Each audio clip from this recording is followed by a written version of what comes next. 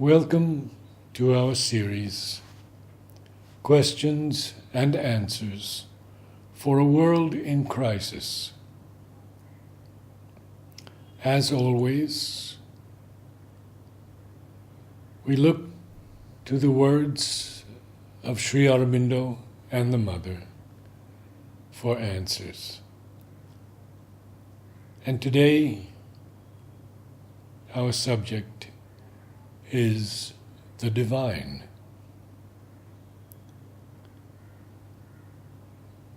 You must find the divine first, whether in yourself by interiorization and concentration, or in Sri Aurobindo and me through love and self-giving. Once you have found the divine, you will naturally see him in all things and everywhere, the Mother. There are two ways of uniting with the divine. One is to concentrate in the heart and go deep enough to find there his presence. The other is to fling oneself in his arms, to nestle there as a child nestles in its mother's arms, with a complete surrender. And of the two, the latter seems to me the easier. The divine is infinite and innumerable.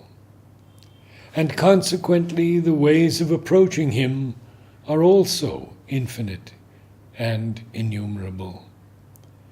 And on the matter of one's approach to the divine depends what he receives and knows of the divine. The bhakta meets a divine full of affection and sweetness. The wise man will find a divine full of wisdom and knowledge. He who fears meets a severe divine, and he who is trusting finds the divine a friend and protector, and so on in the infinite variety of possibilities. Fear nothing. The divine always answers every sincere aspiration and never refuses what is offered to him wholeheartedly. Thus you may live in the peace of the certitude that you are accepted by the divine.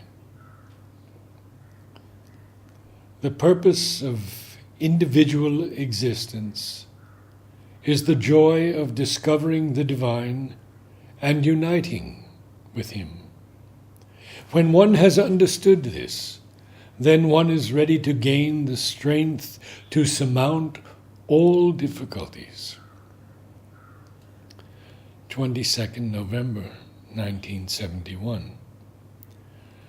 One moment of conscious communion with the divine can shatter all resistance, however powerful it may be. 18 December 1971.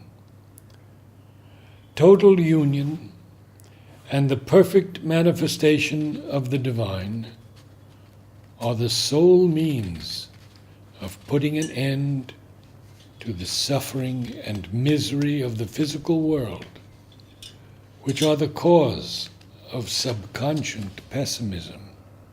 It is only in perfect union with the divine that the consciousness can emerge into the eternal delight.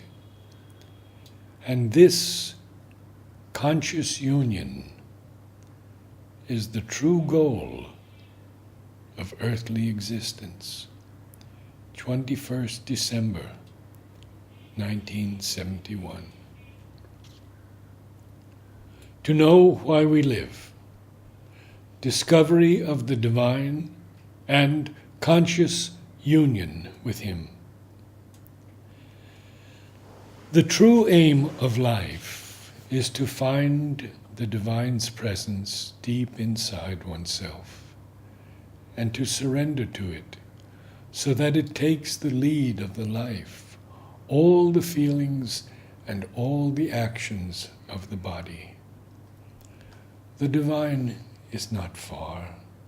He is in ourselves, deep inside, and above the feelings and the thoughts. With the divine is peace and certitude, and even the solution of all difficulties.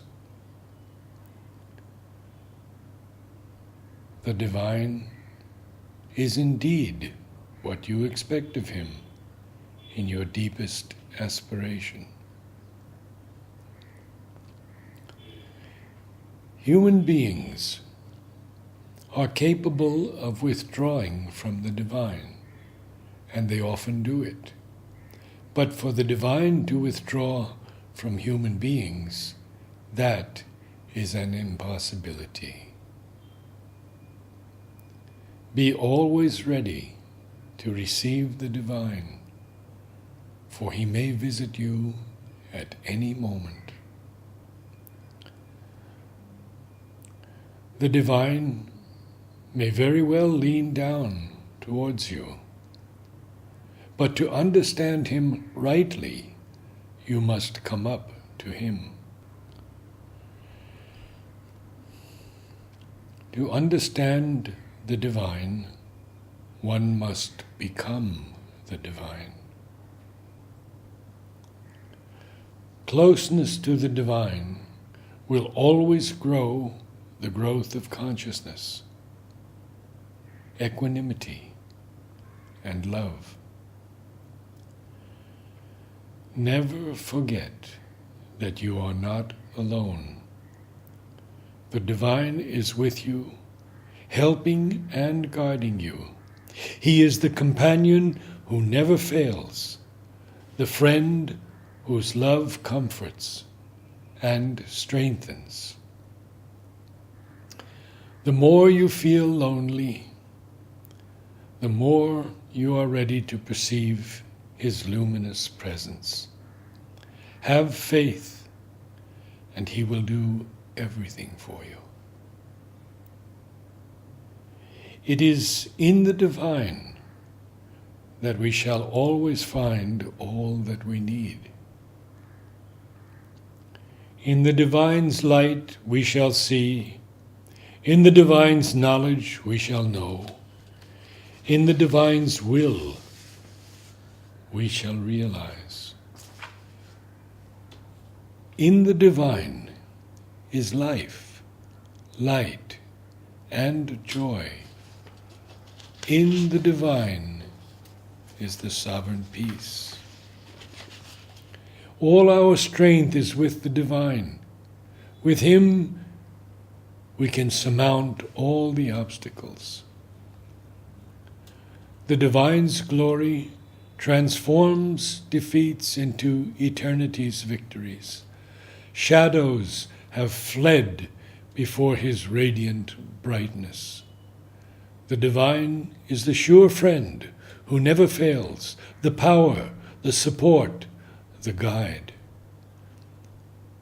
The divine is the light which scatters darkness, the conqueror who assures the victory. The only response that never fails is the divine's.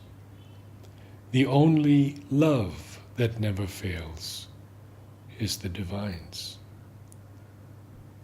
Love the divine alone, and the divine will always be with you.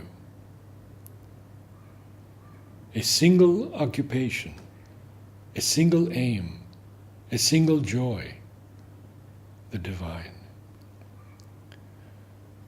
The divine is all merciful and gives us all that we need to lead us as quickly as possible to the goal. Life must blossom like a flower, offering itself to the divine.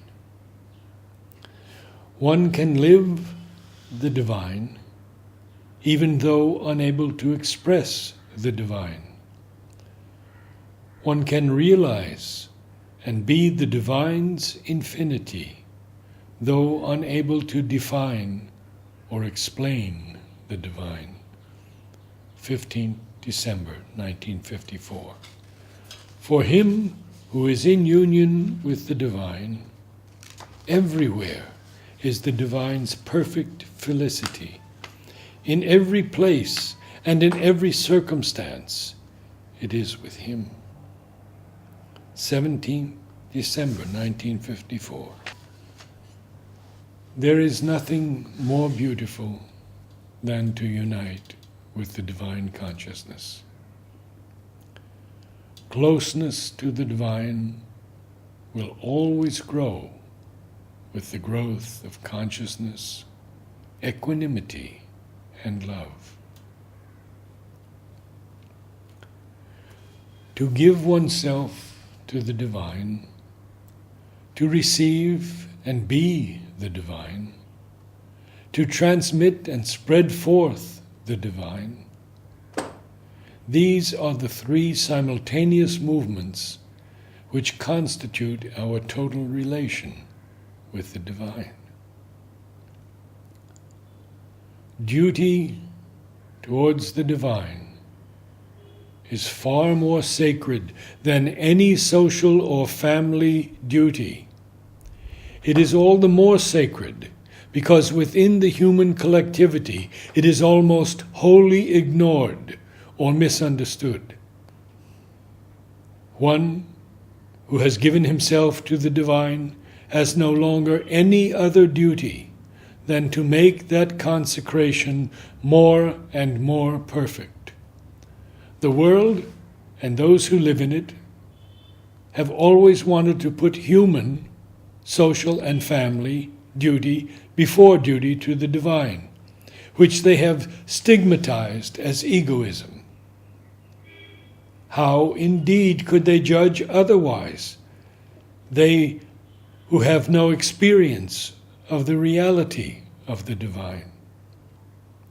But for the divine regard, their opinion has no value. Their will has no force. These are movements of ignorance, nothing more.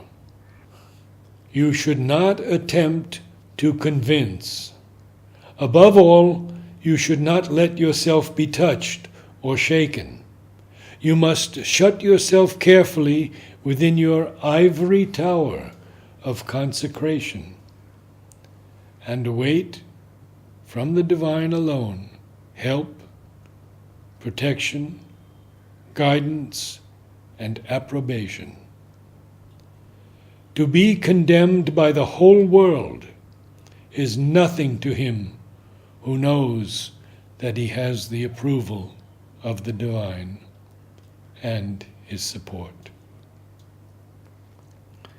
The whole of our life should be a prayer offered to the divine.